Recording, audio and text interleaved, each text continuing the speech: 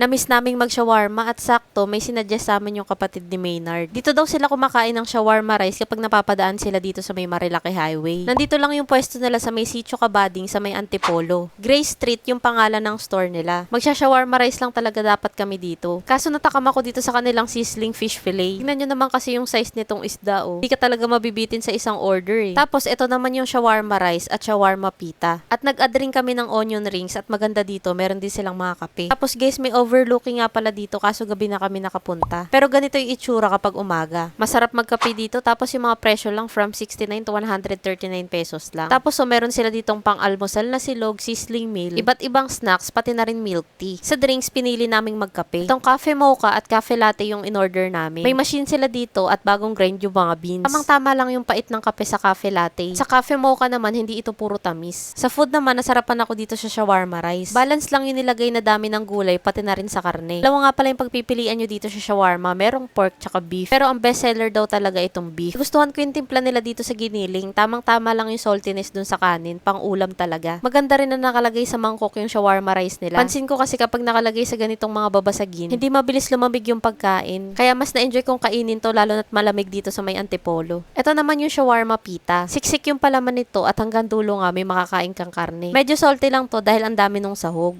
Sa sizzling naman nila, ito yung pinili ko, yung fish fillet. Cream dory nga pala yung isda na to. 179 pesos yung isang order nito pero makikita nyo naman sulit naman sa presyo. Tapos may kasama itong mixed veggies tsaka isang cup ng kanin. Yung fish fillet nga pala hindi ito puro breading ha. At ayan makikita nyo nga na makapal yung isda. Natuwa nga ako na ganito yung serving nila kasi kadalasan na nabibilhan namin maliliit na hiwa lang ng fish fillet. Pero ito kasi isang buo nilang pinrito tapos may kasama pang white sauce. Sa lasa ng sauce nila mayonnaise ito na may konting paminta. Dapat lagi nyo sabayan nitong sauce yung cream dory kasi alam nyo na itong isda na to wala namang ganong lasa. Sa sinerve naman sa aming kanin mainit ito at kulay dilaw. Medyo buhaghag pa ito kaya nagustuhan ko. Sa snacks naman ito yung onion rings. Medyo matagal na rin kami hindi nakaka-order nito kasi 'di ba nagmahal yung mga sibuyas. Pero mukhang mura na lang ngayon kasi tingnan nyo ang lalaki ng onion rings nila. Sa pagkakaprito ng onion rings, lutong-luto na yung sibuyas sa loob. Kaya medyo manamis-namis na yung lasa nito. Tapos may kasama pa tong white sauce na kagaya dun sa may fish fillet. Na-enjoy nga namin to habang nakaupo kami dun sa may balcony.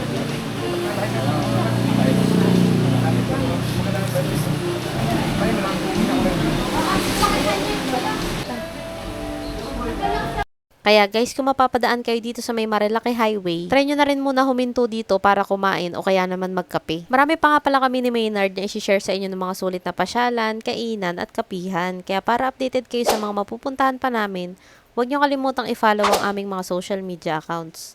Yun lang, maraming salamat po sa panonood. Bye!